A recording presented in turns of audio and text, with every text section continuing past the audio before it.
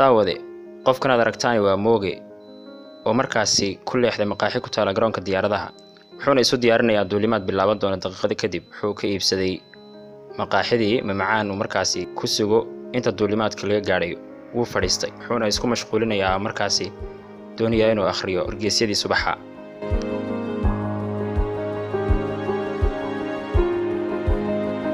balse Mooge in cabaara markuu waday akhriskii wargeyska subaxaas wuxuu si lama filaan ah uga war helay nin ka soo horjeeda oo cunaya macaankii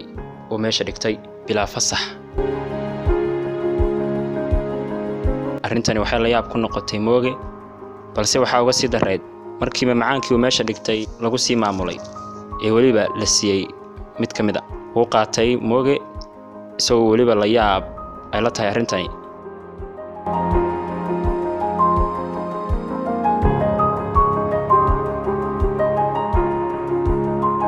ninkii ka soo horjeeday ayaa sii wata cunista macaankii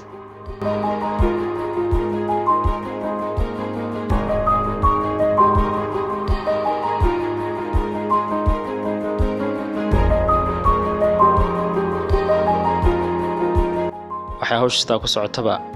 waxaa la gaadhay xabadii ugu dambeysay ninkii ayaa laba qayb ka dhigay wuxuuna qayb kamid ah siiyay Mooge saad aragtaanba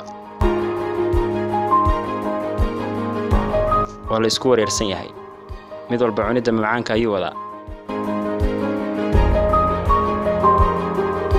ninkii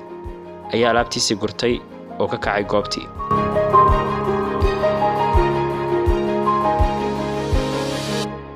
Mooge oo yaaban ayaa sii fiirinaya inta kadib Mooge wuxuu hore isaga sii watay akhriskii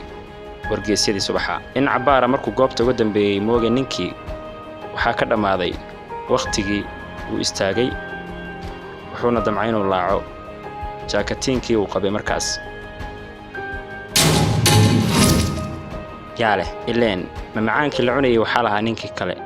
oo markaasi Mooge moodayay inuu isagu lahaa ma haysta fursad uu ku raadiyo ninkii ugu mahadnaqo isla markaana uu qaladku ka aaminay uga raaligeliyo nasiib xumo goobtu waa goob diyaarad la ismana arki doono sidaa darteed maadaama waqtu ka dhamaaday Mooge wuxuu ku qasbanaa inuu ka dhaqaaqo goobta wuxuuna hore u sii qaaday mamacaankii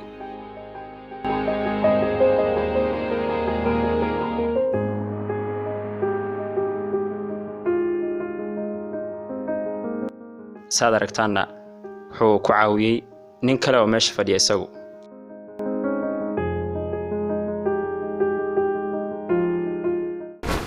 nuxurka sheekada daawadayaal waa